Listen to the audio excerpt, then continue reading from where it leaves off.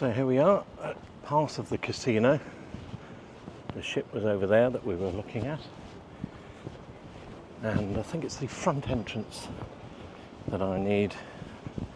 That's where we're getting picked up from. And just around the corner, here is the front entrance. I think it's Beach's Meet and Greet I'm getting. That coach over there to Hartley's Crocodile Adventures. Some people on it already.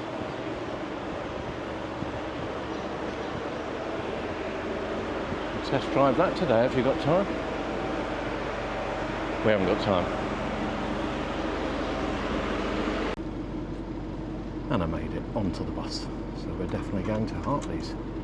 Just have a walk around and look at all the animals and do all those sort of things, and attend any of those shows that you feel that you'd like to have a look at. Most of them go for about 20 minutes. You'll also be doing a cruise this afternoon on the Lagoon, and that's another highlight. They actually feed the crocodiles from the boat. And we've now arrived at Crocodile Adventures, Hartley's Crocodile Adventures.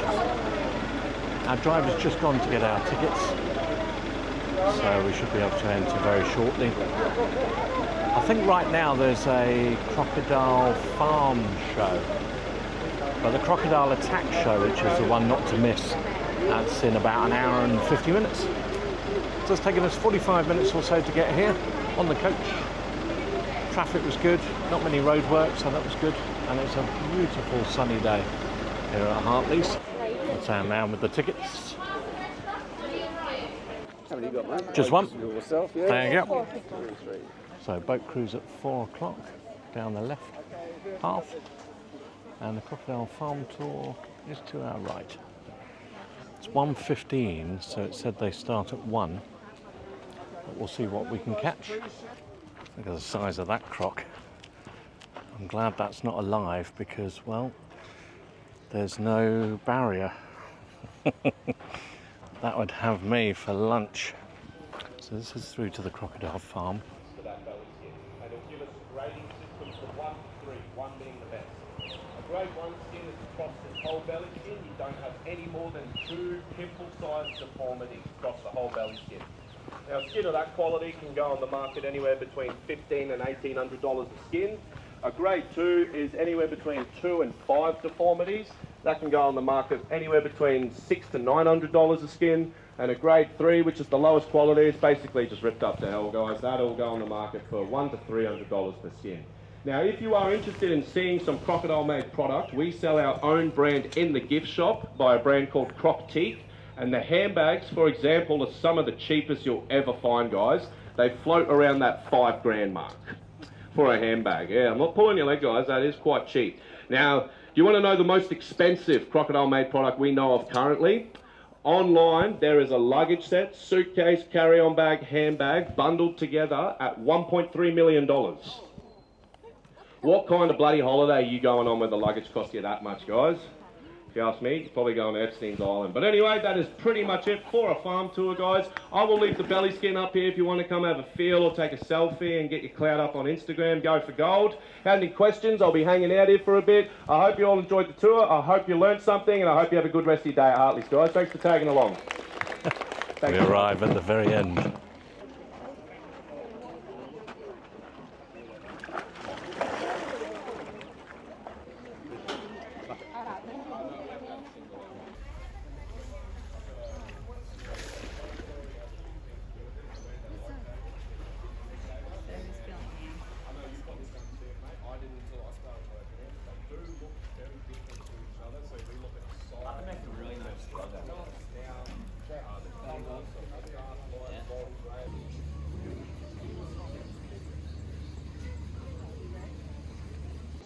This is the part where they do the boat tours.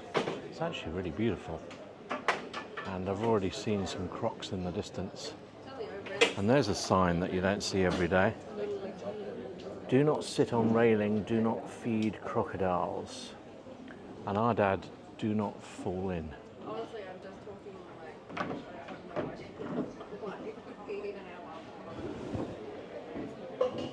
like... We'll do a boat tour very soon and get a closer look.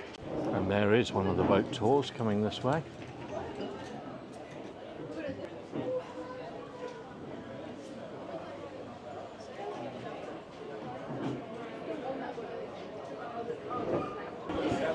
great place to eat and drink and watch the Croc tours.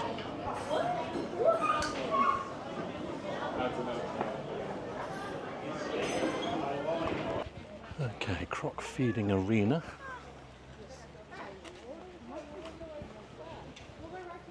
There's a map of the whole thing.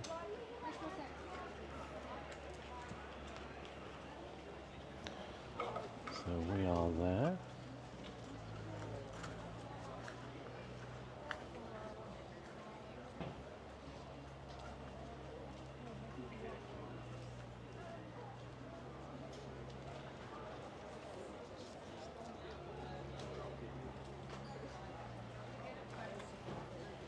Okay, we'll do the wildlife discovery walk.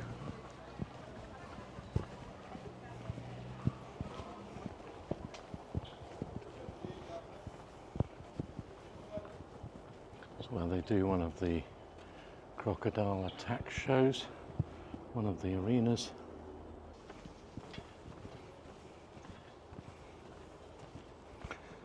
And I spy a croc just there.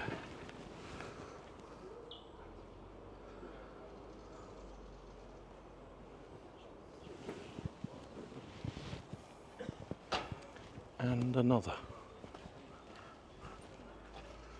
having a sunbathe.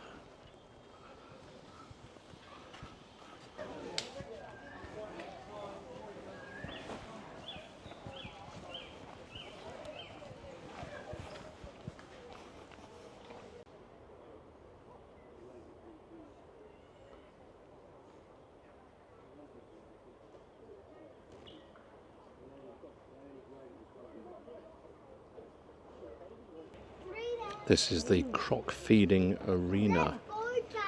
I just don't want to be fed to them. Not today.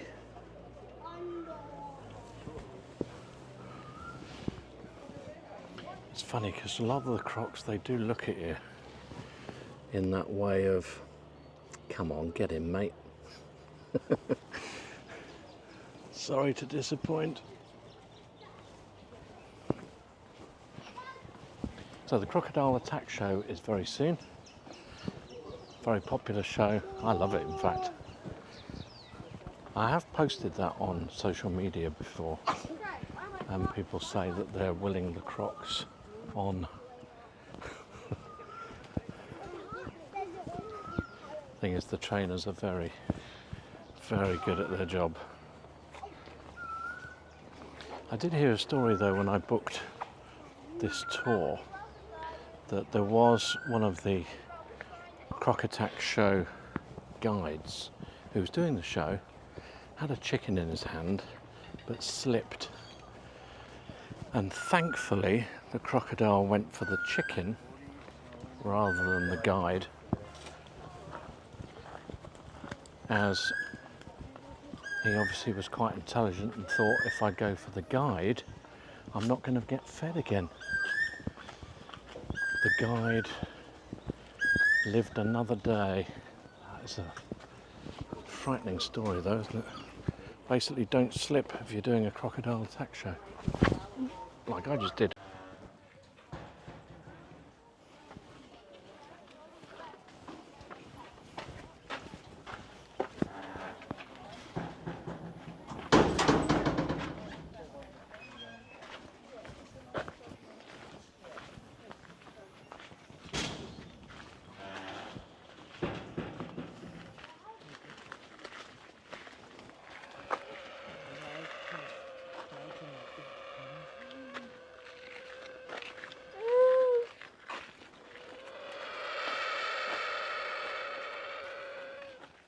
What a funny noise you make.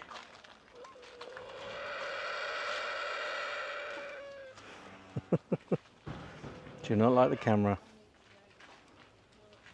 Oh, you like the camera? I knew you liked the camera.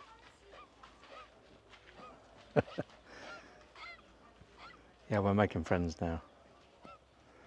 Unless I do this.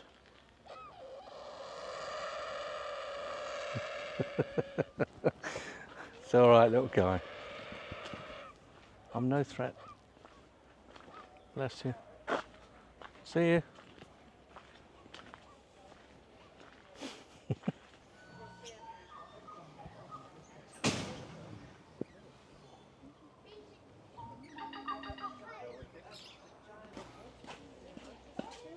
This is Boris. 40 years old is Boris. And he was just there. And he's now disappeared. Boris is the art of disguise and stealth. And I can see Boris just by the edge there. I see you, little guy.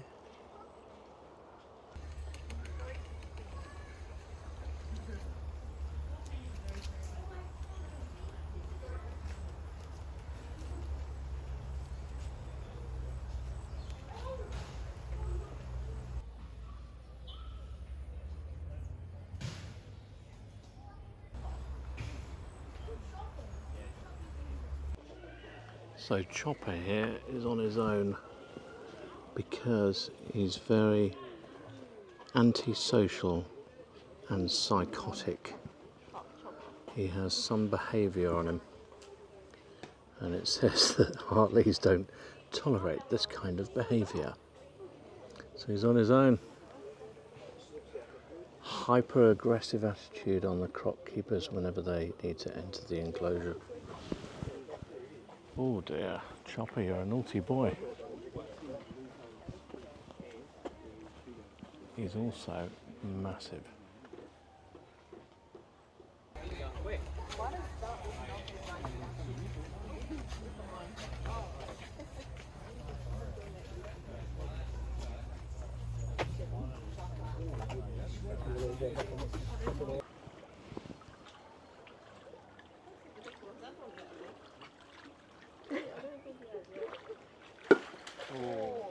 Literally giving you.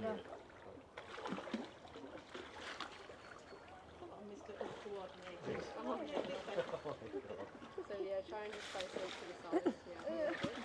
There we go. Oh no. Oh. Second tennis. You want to do it this? Follow you it? Yeah, okay. Yeah. You still want me to go? I really was good at that. So just over the top. Yep. Sorry, I'll just put you. Right, rack and low.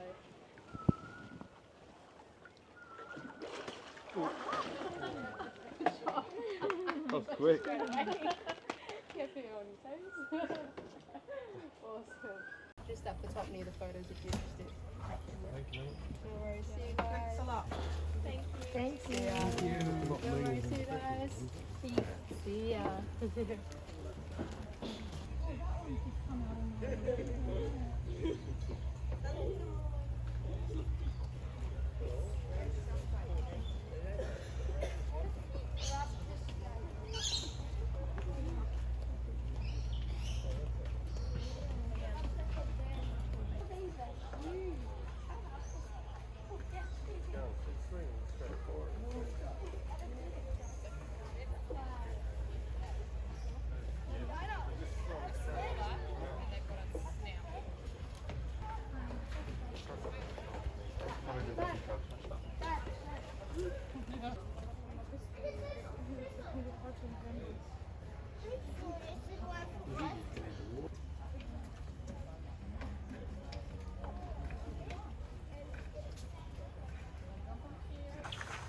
Now that is a big snake.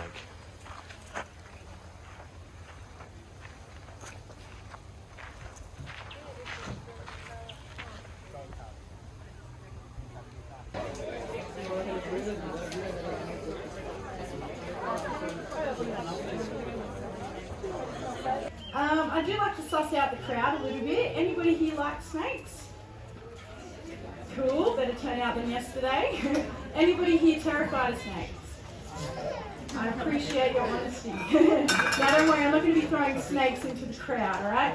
I kind of want you to like snakes a little bit more by the end of this show than you already don't, alright? So we're going to start off with something harmless, okay? Something pretty small in my opinion, considering how big some pythons get. But this is one of the coolest pythons we have here at Hartley's. Her name is Banana.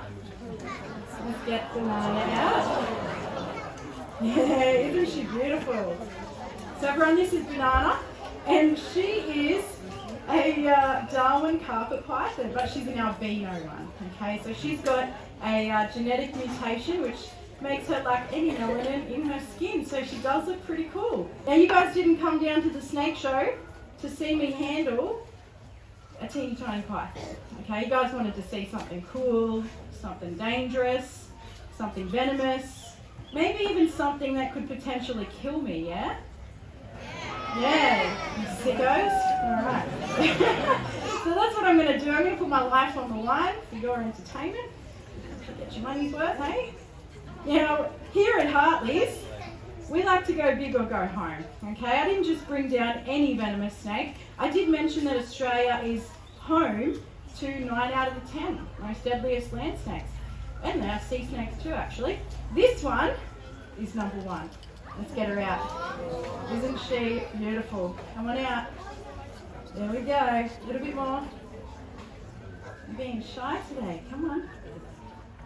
There she is. Does anybody actually know what this is? Number 1 deadliest snake in the world. What do you reckon? Eastern brown? He's number 2. What's number 1? Fear snake. Who said that? Yeah, bingo. The fear snake, also known as the inland taipan. Now this thing here is number 1 deadliest snake on the face of the planet. Now I am going to lift her up, but she's doing what's called the pretzel. So that means she's putting her tail near the bitey end, alright? So we're not going to grab that right now. But yeah, this is the deadliest snake on the face of the earth. Inland taipan, number 1 on the face of the earth. Now they measure venom toxicity in that ranking system with a test. How did she end up being number 1? They tested her venom.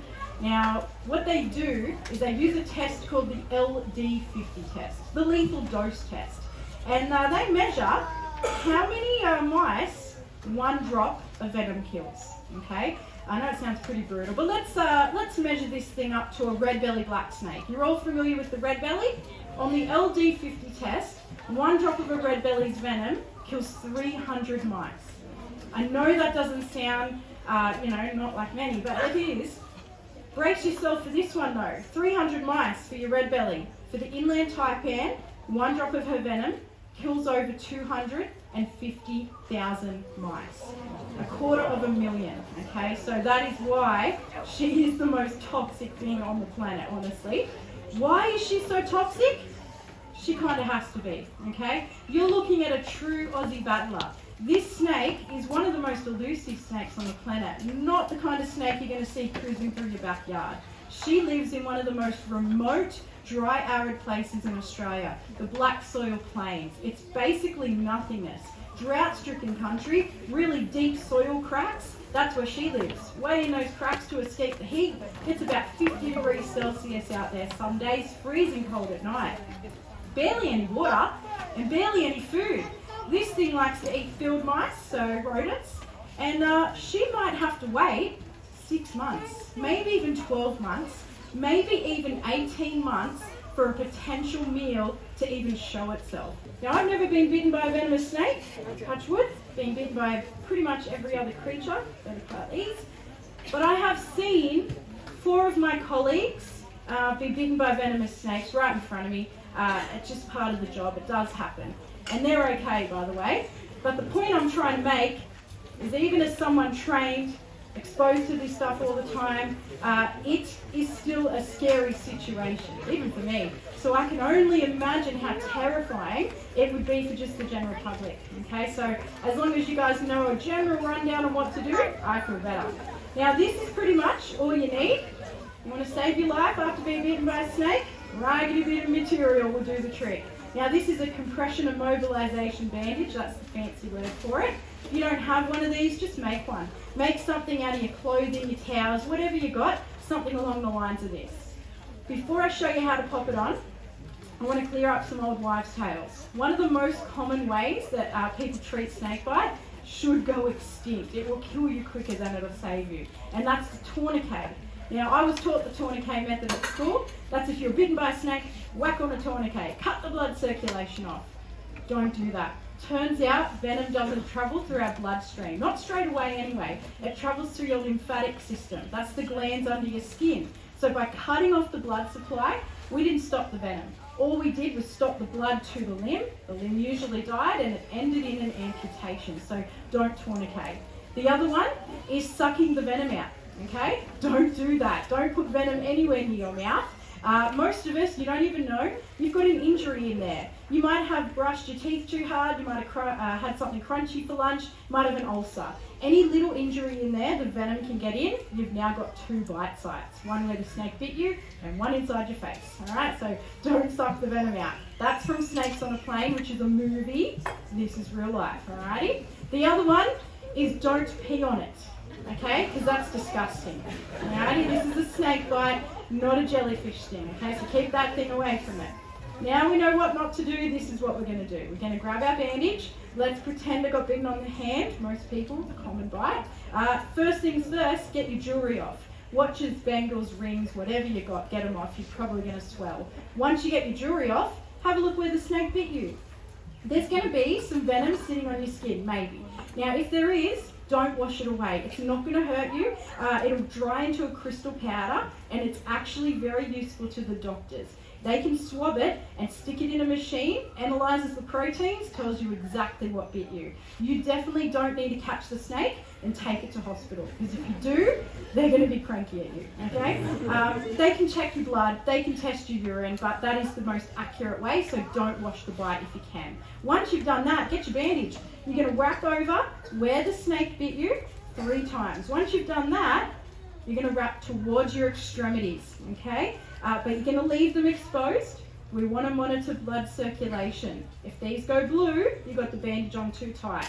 So once you've gone over the bite 3 times, then down towards the end of your limb, just go back up, okay? And wrap up as long as the bandage allows you. This one usually gets me just under my elbow, which is okay. If you've got 2 bandages, whack them both on. As long as you're wrapping above the bite a little bit, you're going to be all right. Number 1 thing now is immobilize the limb.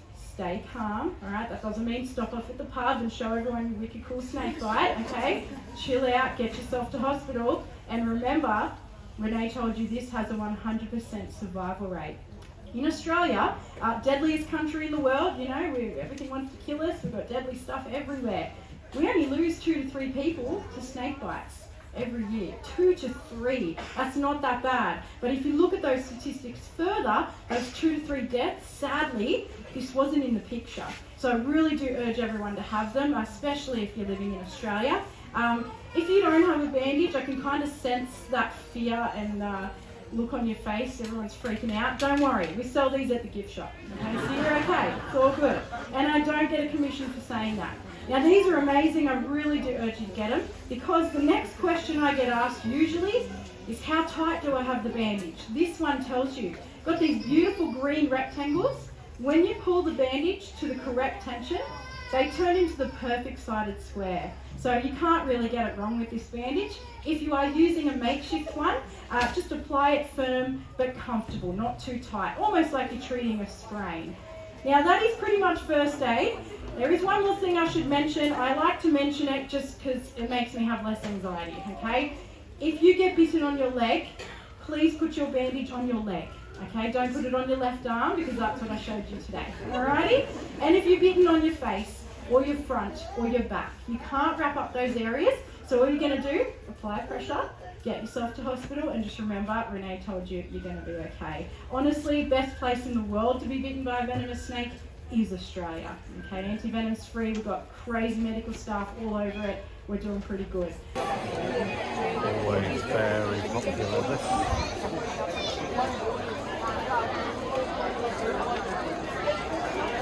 Okay, can everyone hear me all right?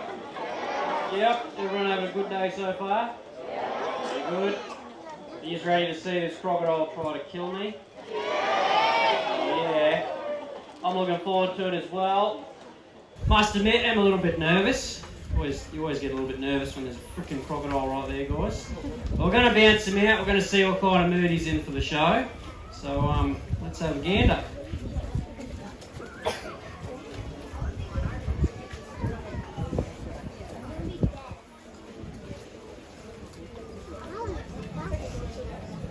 Was he lurking during the snake show, guys? Yeah, he does that. Actually a little bit tricky to see this thing at the moment.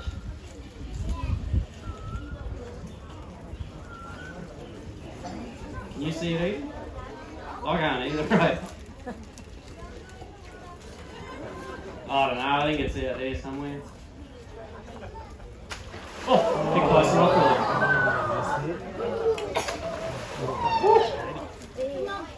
Coming up. Yeah.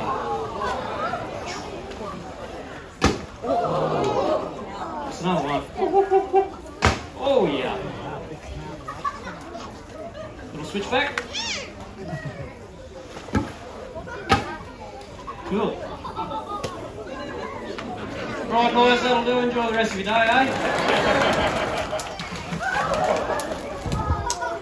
Looks like he's in a good mood. Should be a good little croc show.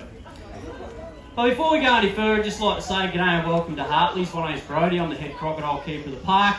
Helping me out, I've got Eden and Christy. They've come down to back me up in case things go pear-shaped.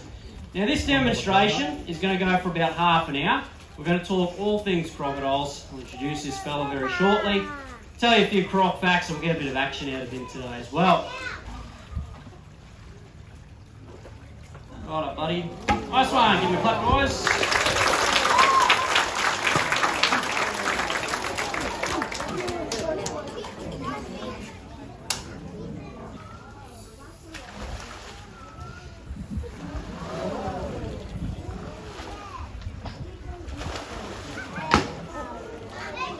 Another one.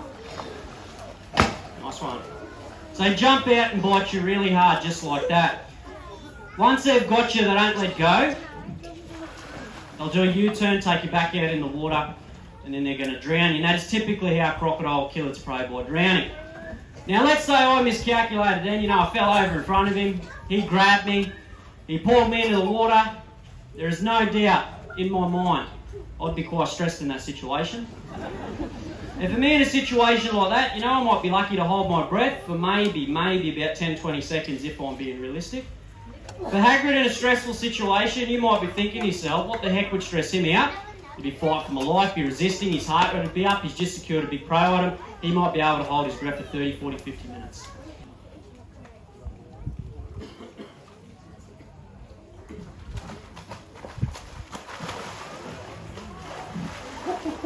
Look up. Nice one.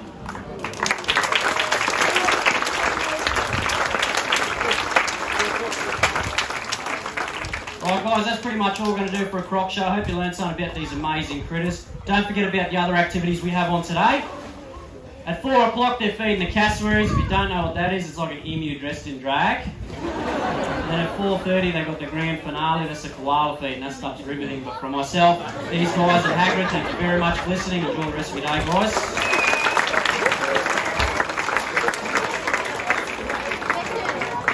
And this is Brody. We're just seeing the crocodile attack show. Final stop now, the Lagoon boat cruise. So we'll make our way down here. It's 5 to 4 and ours is at 4 o'clock, our ticket. Coach will be picking us up in 45 minutes. Guys, it's that cassowary talk. If you want to go and tag along for that. Glad I'm going on the boat and not in the water. Sometimes I wonder why I do these things. Right, here we go. No backing out now. 35 of us on this boat. Thank you very much. So they're hanging about here apparently, so we've been advised not to put any hands, arms in the water, otherwise we may not see them again. Alright, can everyone hear me good down the back? Yep. How we doing today, guys? Good? Yeah, love that enthusiasm. Don't get too excited, guys. Open the gates up if you want. No, I'm just kidding, everyone. Welcome to Hartley's, guys. My name is Jake. I'll be your boat driver for the next 20 minutes. We're going to go for a little lap around the lagoon. I'm going to get you up nice and close with some of the crocs in here. Now, we'll be doing feeding on both sides of the boat, guys, so there's no need to stress about which side you're on. I'll make sure everyone gets to see a crocodile. But we do have a few little safety features that we have to knock out the way first, guys. I know it's boring, I hate it as much as you, so let's get to it nice and quick. The number one rule for the trip, guys, is not to stick anything outside the boat. All the crocodiles in this lagoon have been conditioned to associate anything coming off the side of the boats as a feeding opportunity. So simply put, you want to keep it inside the boat. We have seen the crocs get their heads to the height of the roof here too, guys. Now I have a radio up the front here just in case something were to go wrong, or if I fall overboard, someone just needs to come up here, hold the button on the side, call out emergency, have a chat with admissions, and they'll sort a replacement driver to finish off your tour.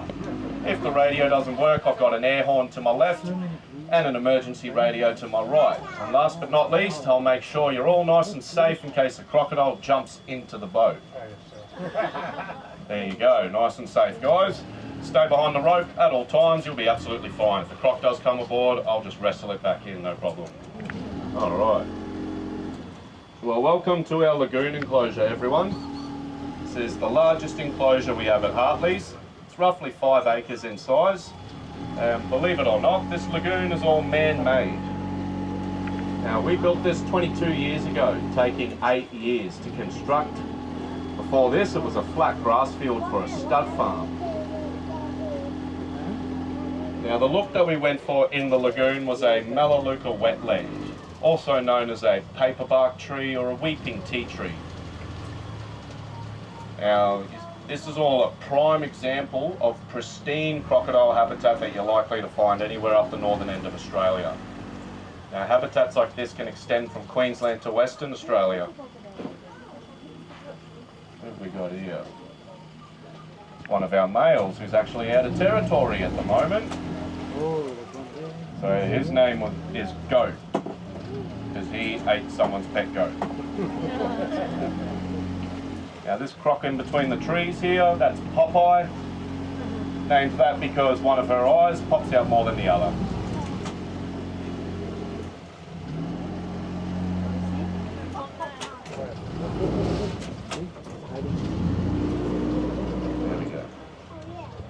So in this lagoon we house 30 adult saltwater crocodiles, or as we call them, salties, with 22 females and 8 very lucky boys. And we've done that ratio on purpose, that's not an accident. And that's because, like any animal system on Earth, including our own, crocodiles, they live by a dominant hierarchy. So instinctively, they're always trying to compete for that top spot. So the bigger and badder you are, the more of the status you have in the crocodile world. And with high levels of testosterone, that's a bad outcome for everyone. Too many fights will break out. And we do have a dominant male that sits on top of the hierarchy in this lagoon, and his name is Zont. Z-O-N-T. Zont pushes out at about 4.4 metres long, weighs around half a tonne. Now this little one, she doesn't actually have a name yet. She's still new to this lagoon, still yet to have a name. If you have any good ideas for a name, please share them. Oh! Come on.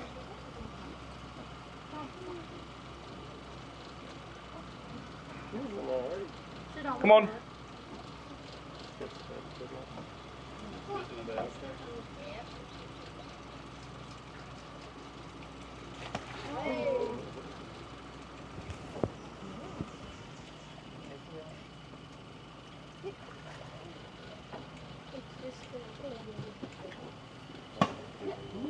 So that noise is called a jaw pop. I'm sure you've heard it a little bit throughout your day here.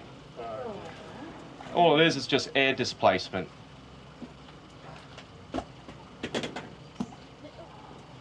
So same principle as when you clap your hands, air explodes, makes a loud noise, exact same idea. Come on.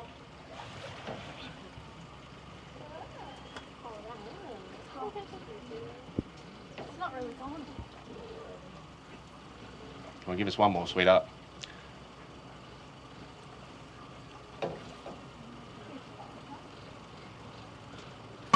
Nice one. All right, let's leave it at that for it, guys. Tick along. It is a hard thing to wrap your head around, but it's a lot easier to overfeed a crocodile than to underfeed one. Now, because of them being ectothermic, schools are still teaching cold-blooded, but that's not true. They are ectothermic. Now, that means that about 70% of their daily energy intake comes from external resources, like basking in the sun, for example. Whereas us endotherms, or warm-blooded animals, get 70% of our daily energy intake from eating food. The thing about him is he doesn't like the boat, so if you go too close to him, he ducks away and swims off. Yeah, which is a good thing for us because we don't want to feed Zont from the boat. I know everyone wants to see it, trust me, I would too, but he's too bloody big. If he just tapped a window, he'd smash it and go through it, guys. Trust me, you don't want to get that selfie with Zont. But keep looking out to the right-hand side, guys. You will see a large lump of dirt next to that trench or wallow that's been dug out. And that's actually a crocodile nest. Now, any day now it will be an active nest. We are in the breeding and nesting season. I would be surprised if there weren't already eggs in there. We believe it's the humidity, rain and low pressure systems that instigate that hormonal response from them. So I wouldn't be surprised if it's already started. Now it's the female crocodiles that create the nest. They use their hind legs like little shovels or spades and rakes, push all the dirt and leaf litter into a big pile. She will dig an egg chamber out the top and lay anywhere between 40 and 60 eggs in a clutch. After that, typical nesting behaviour by the females is to then sit by the nest and guard it. Yeah, he's still there in amongst the trees, guys. We'll go in for a little sticky bit. There you go, guys. That is Zont. 4.4 metres and half a tonne of pure crocodile. Now Zont there is actually an ex-cattle killer from back in the day. He was caught on a cattle farm just south of Tully, and the owners of the farm, the Zont family, believed that he snatched over 30 of their cows. So he was targeted for removal and trapped in 1981, given to Hartleys, and we've had him ever since. 43 years Zont has been in captivity here, and to this day, if you went too close to him, he would kill you and eat you. He would not think twice or even stutter on it, guys. Now, crocodiles, especially salties particularly, they never lose their predatory instinct. Doesn't matter how long you've had them or known them, they will never be fond of you or tolerant. They will only ever see you as a food source, whether you are the source that gives them the food or you are the food.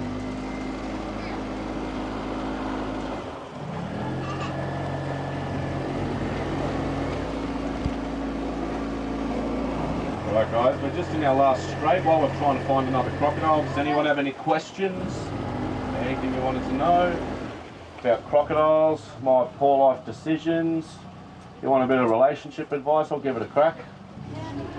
Whether you take it as a different story or not. My advice, if you're not happy, push them in, slip me a 50, I'll say nothing. Change the number on my piece of paper, happy days.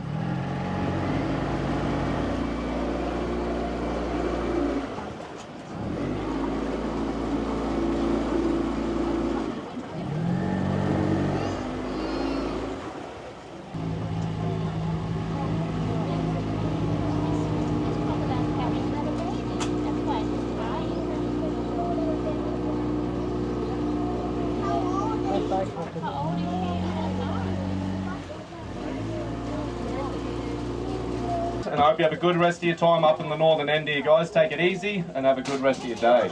Of course, one rocks up when we leave. No worries. See you later, mate. Thanks very much. See you, buddy. And there you go. It's the end of the day here. The last tour has been done. I've now got to get back on the coach. So that's it from Hartley's Crocodile Adventures. Hope you enjoyed the video. Click a like if you did. Leave a comment. Have you been here? How was your tour? Did you enjoy the Crocodile Attack show? Let me know. And don't forget to subscribe, do all the things, and I'll catch you on the next video. Thanks very much as always for watching. And I've just got off the coach from Hartley's and here to find Scenic Eclipse 2 leaving the port.